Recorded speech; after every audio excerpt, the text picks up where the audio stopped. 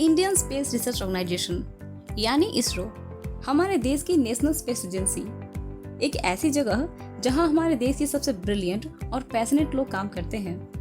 एक ऐसी जगह जहां हर रोज एक नई कहानी लिखी जाती है। एक ऐसी जगह जहां रिश्वत, नेपोटिज्म और पॉलिटिक्स जैसी चीजों के लिए कोई जगह नहीं है। यह हमारे देश की सबसे रेप्यूटेड ऑर्गेनाइजेशन में से एक है।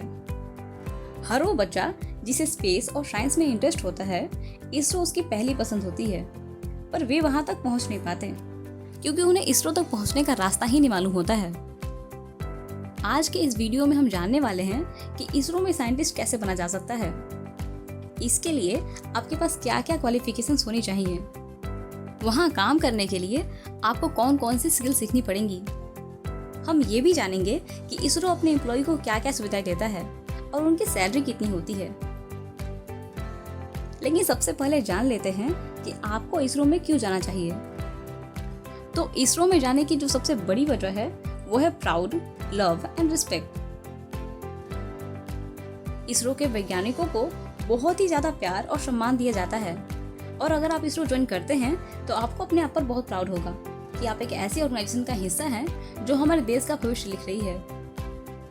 एक ऐसी ऑर्गेनाइजेशन जो ऐसे मिशंस को अंजाम देती है जो पूरी दुनिया के लिए मिसाल बन जाते हैं। पर ऐसा नहीं है कि इसरो ज्वाइन करने के बाद आपको प्राउड, लव एंड रिस्पेक्ट ही मिलने वाला है, बल्कि इसरो अपने एम्प्लॉयज को बहुत अच्छी सैलरी और बहुत सारी सुविधाएं भी देता है। इसरो के एम्प्लॉयज को उनकी काबिलियत के हिसाब से अलग अलग पोस्ट पर अपॉइंट किया जाता है और उनकी सैलरी 15,000 से 1 लाख रुपए तक होती है। इसरो अपने एम्प्लॉयज को घर और ट्रांसपोर्टेशन की फैसिलिटी भी प्रोवाइड करता है। इसके अलावा एम्प्लॉयज और उसकी फैमिली को मेडिकल फैसिलिटी भी प्रोवाइड की जाती है और उन्हें रिटायरमेंट के बाद पेंशन भी दिया जाता है। तो चलिए अब जानते हैं कि इसरो में जाने के लिए आपको क्या करना होगा।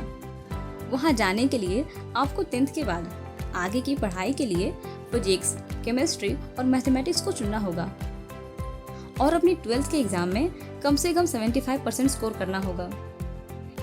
इसके बाद आपको JEE यानी जॉइंट एंट्रेंस एग्जाम की तैयारी करनी है और उसमें अच्छी रैंक हासिल करनी है ताकि एक अच्छे कॉलेज से आप अपनी इंजीनियरिंग कंप्लीट कर सकें।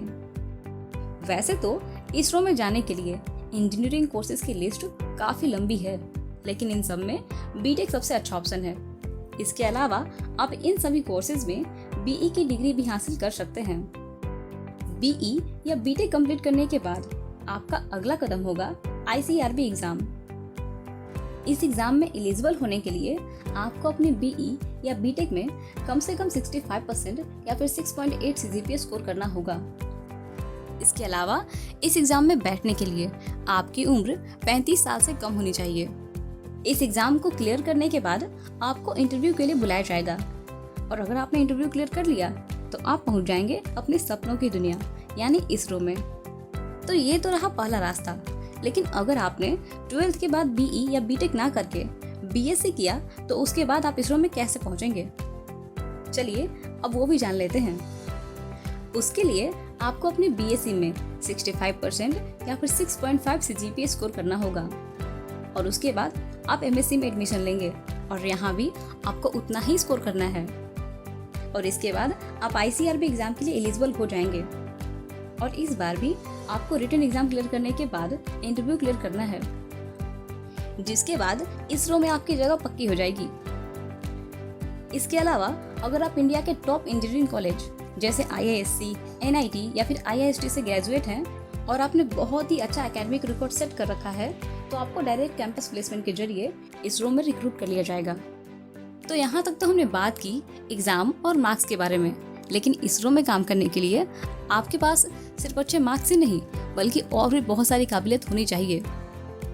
आपको मानसिक तौर पर इतना मजबूत होना होगा कि मुश्किल से मुश्किल समय में भी आप अपने आप को संभाल पाएं, क्योंकि इसरो में काम करते हुए ऐसे बहुत सारे मौके आएंगे जब आपको फेलियर का सामना करना पड़ेगा और ऐसे समय में आपको अपने फेलियर को एक्सेप्ट करके आगे बढ़ना आना चाहिए। इसके अलावा आपके पास टीम स्पिरिट भी होनी चाहिए, क्योंकि कोई भी मिशन आप अकेले कंप्लीट कर ही नहीं सकते। यहाँ काम करने के लिए आपको रिस्पॉन्सिबिलिटी लेनी आनी चाहिए। आपको पता होना चाहिए कि आपकी छोटी से छोटी गलती भी किसी मिशन को बर्बाद कर सकती है। तो चलिए अब इस वीडियो को यहीं ख़त्म करते हैं। मैंने तो पूरी कोशिश की है आपको सारी इन्फॉर्मेशन देने की, लेकिन अब भी अगर आपके पास कोई क्वेश्चन है तो आप कमेंट सेक्शन में पूछ सकते हैं।